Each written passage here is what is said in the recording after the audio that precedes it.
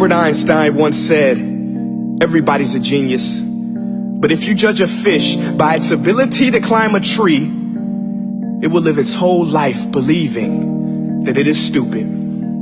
Ladies and gentlemen of the jury, today on trial we have modern day schooling. Glad you could come. Not only does he make fish climb trees, but also makes them climb down and do a 10-mile run. Tell me, school, are you proud of the things you've done?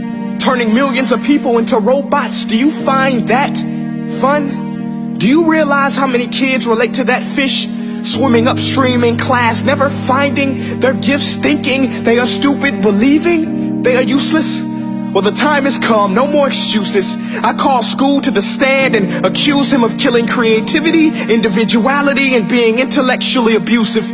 He's an ancient institution that has outlived his usage. So, Your Honor, this concludes my opening statement, and if I may present the evidence of my case, I will prove it. Proceed. Exhibit A. Here's a modern day phone. Recognize it? Here's a phone from 150 years ago. Big difference, right? Stay with me. Here's a car from today, and here's a car from 150 years ago. Big difference, right? Well, get this. Here's a classroom of today, and here's a class we used 150 years ago. Now, ain't that a shame? In literally more than a century, nothing has changed. Yet you claim to prepare students for the future? But with evidence like that, I must ask, do you prepare students for the future or the past? I did a background check on you and let the record show that you were made to train people to work in factories, which explains why you put students in straight rows, nice and neat, tell them sit still, raise your hand if you want to speak, give them a short break to eat, and for 8 hours a day tell them what to think. Oh, and make them compete to get an A letter which determines product quality, hence grade A of meat. I get it. Back then, times were different. We all have a past. I myself am no Gandhi. But today, we don't need to make robot zombies. The world has progressed. And now we need people who think creatively, innovatively, critically, independently, with the ability to connect. See, every scientist will tell you that no two brains are the same. And every parent with 2 or more children will confirm that claim.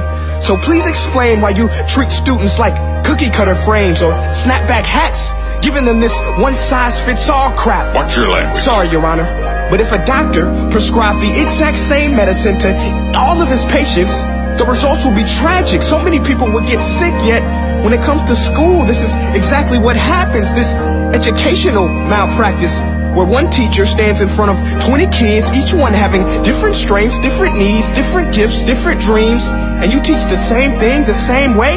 That's horrific. Ladies and gentlemen, the defendant should not be acquitted. This may be one of the worst criminal offenses ever to be committed. And let's mention the way you treat your employees. Objection. Overruled. I want to hear this. It's a shame. I mean, teachers have the most important job on the planet, yet they're underpaid? No wonder so many students are short-changed. Let's be honest. Teachers should earn just as much as doctors, because a doctor can do heart surgery and save the life of a kid. But a great teacher can reach the heart of that kid and allow him to truly live.